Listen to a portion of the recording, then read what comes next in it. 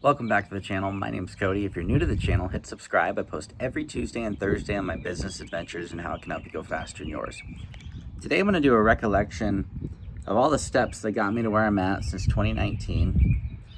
And this won't be scripted. I'm just going to be thinking back through memory how everything played out and why I feel it played out the way it did and how it can help you navigate your experiences.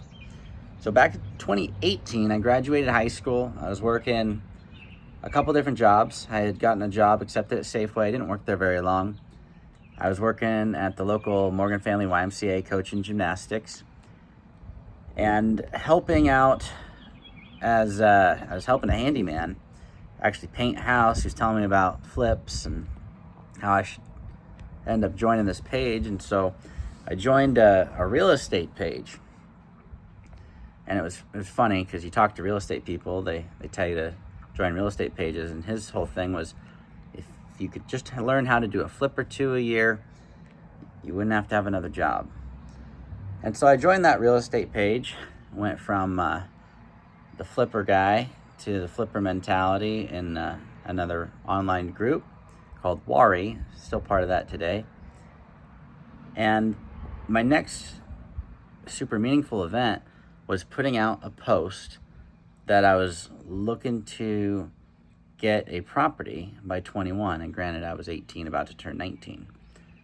Something that's important for you to do when you're getting started is get in the space you want to be in. If it's in a business space, talk with business owners. If it's a real estate space, talk with people who own real estate, and then try and get in those groups. But that next really important piece, I put myself out there. I made a post. I said I was looking to get a property by 21. I didn't have any experience, and I was looking for a mentor. So I got in the space, and then I asked for help, looking for someone who could guide me. If I didn't do that, if I was too nervous to do that, I wouldn't have ended up getting any properties. I wouldn't have ended up starting the consulting company and the management company, and none of that would have played out. So you got to get into the space with the business people that you're trying to be involved with, but then you got to ask for help, and it's super important. And what I learned after that, I would have been 19 at the time, after my 19th birthday, is that people that are willing to help you out need to see that you have goals. So after you're asking for help, make sure along the way you're crafting your goals. Because my goals of wanting to get ahead and then eventually figuring out my why and what was significant to me ultimately got a lot of buy-in from folks along the way. Ended up meeting with a couple people. One person named Brian, I met with them up north, and then met with another gentleman that owned a brokerage in Tacoma. Ended up working for him. He told me to quit the various jobs I was doing for the hourly wage and come work with him as a real estate agent. And the reason he hired me, other than the ambition, was the goal to do better. So it's super important for those getting started, as you put yourself out there and you're asking for help, make sure you have these defined goals. And if you can get a job that aligns with what you want to do, I'd recommend it. So I got my license. I ended up selling my first property. It was a duplex 6 months after I got my license. It was a brutal 6 months of no income. And it was just after high school. So I was living off of very little, living with family at that time. Eventually moved out and rented one side of a duplex with a roommate. He ended up becoming a best friend of mine, and we bought some deals together later on. But I finally sold a property to someone I met at the YMCA. And my takeaway from that, which is super important, is sometimes even if you're leaving a position, you're leaving one place, the people that you met along the way can really help you move forward on your new adventure.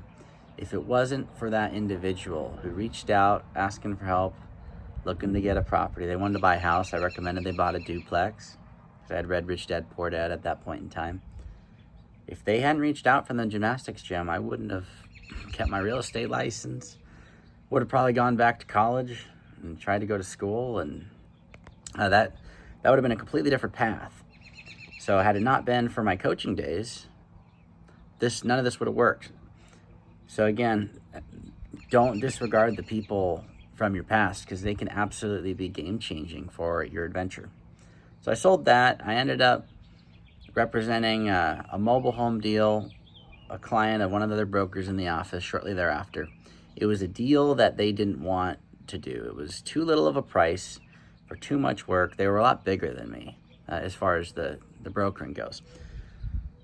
What I found from that experience was that it's super important to be willing to do the things other people don't want to do. They've earned the right to pass those off, and if you haven't yet, you should take on everything and anything you can. Try not to get stung by a bee. Anything and everything you can, no matter what it is. If it's the work you don't want to do it anyways, because it can lead into some long-term business opportunities, friendships that you don't see coming. That sure did for me, and it helped move the needle. And shortly thereafter, the biggest piece in my journey was observing. There was a broker in the office who made a ton more money than me, and he was brokering a deal in Moses Lake, which that deal had seller financing involved. It was off market, direct to seller, and the cash flow is insane.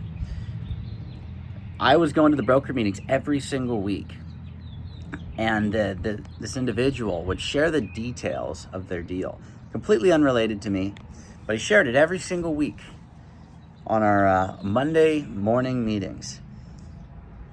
And if I hadn't been tuning into that, or I hadn't been showing up, because not everybody showed up to those, I wouldn't have heard about seller financing. I wouldn't have heard about Central Washington, which is where I live now, beautiful Central Washington. And I wouldn't have gotten the ideas of buying real estate that cash flows with next to no money down, borrowing down payments, learning how to structure all that. I got the idea. Even if it doesn't directly equate to a paycheck for you right now, study the people around you. If I hadn't done that, if I hadn't showed up and just listened, and that guy was going to make a $70,000 commission selling something to a person that had no money. If I hadn't tuned into that, I wouldn't have built the business I built either. This is just thinking back on memory, but the idea of making 70 grand, selling something to someone with no money, and that individual was going to make way more money than the broker. It inspired a lot of ideas, which led to the business I built today. So that was a super fun takeaway for me along the journey. Following that, I ended up buying my first 12-plex. I structured it the same way that buyer was doing with that broker. Key takeaways from observing the people in your space and just being willing to inquire, ask questions. Bought the 12, and then I started doing what people weren't really doing, is I just kept doubling down. I ended up calling all the people that I could find online that own similar properties, trying to find a relatable point. And the key piece for my journey was I wasn't asking them to sell all the time. I was asking to meet up and learn how they built the business. When you have something going for you, it's super important to talk to people who are farther than you and acknowledge what you've done, but then be ready to listen. Because as soon as you've done the first step on your journey, you bought the business, you built the business, you bought the property, go share what you did with someone. Because if you've done something unique or something cool, you go share that with people that have done that many times over. It's going to spark intrigue. It's going to get them excited about working with you and get them more invested in your journey, rather than just trying to get them to sell you something or buy something from you.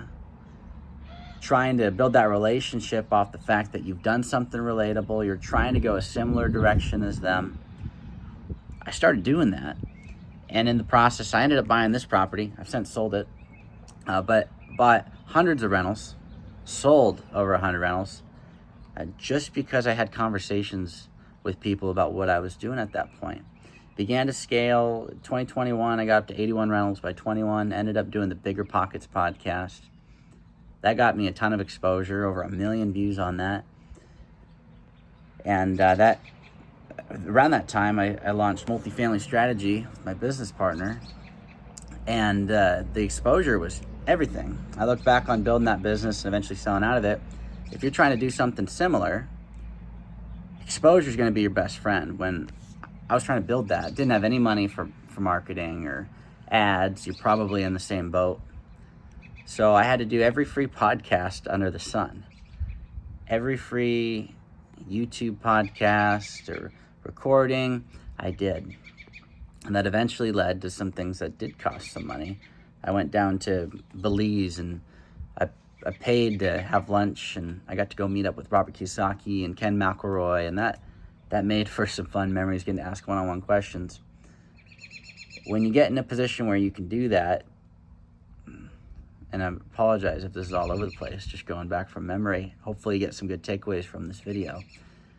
When you get in a position where you go from the free stuff, where you're just getting as much exposure as you can, to being able to ask highly calculated questions to individuals who are way further ahead in life and in business, you should do it. It's a little scary spending the money, but it's absolutely worth it. I remember, I think I spent over $5,000 to go down to Belize for a little event, and I got to meet with them, and talking with those individuals saved me probably hundreds of thousands of dollars worth of mistakes, just getting to ask those calculated questions. I'm trying to recall if I threw that on a credit card or not, but it's worth it once you're in the right mind space. This was a few years into my journey, so I wouldn't just say go do all that right away. You got to get yourself involved in the community that you want to be in, and get a clear, concise vision for what you want, and then start networking your way up. But there's going to be a point when you're a couple years down the road where it's going to be make a lot of sense for you to spend a little bit of money and talk with the pros. I did that, and at that point in time, I had a little over 100 rentals, and I just gotten out of a really bad partnership, navigated some pieces, got through a lawsuit that I shouldn't have been in, but when life hands you lemons, you figure it out. So I got through that, and afterwards, really doubled down on the portfolio. And my biggest takeaway from going from 100 units to 200 units over the course of a year, when getting to the first 100 took me a few years. Bigger can be better. It's not always better, but better is always better. That was a key takeaway for me in the last 18 months. So I ended up right-sizing the portfolio, selling out a consulting company, selling out of property management, and halved my portfolio, a little over that. And life got a lot more peaceful. That was over the course, start to finish, 2018 through, got my first property in 2019, started the first companies in 2021. Now it's 2025, and this is May. So over the course of like a little over 6 years, and learned a lot along the way, but these are just some of the key takeaways from memory. There were a lot of lessons learned along the way, and it's important to think back. That's why I'm doing this video, trying to think back to all the little things I learned. Hopefully it can help you out, and do this yourself so that you can remember back to all the little things you learned, because people forget where they come from often, and it's important to recall when things get stressful. You've done a lot that you couldn't have thought you could have done way back when. I know all the stuff I'm doing today, thinking about buying 100 units or flipping 100 units, definitely didn't think I could do that back then. So it's good to look back on it. And again, every week, Tuesday, Thursday, I post these videos. I hope you like this content. And if you do, hit subscribe, post a comment, and I'll see you after this weekend.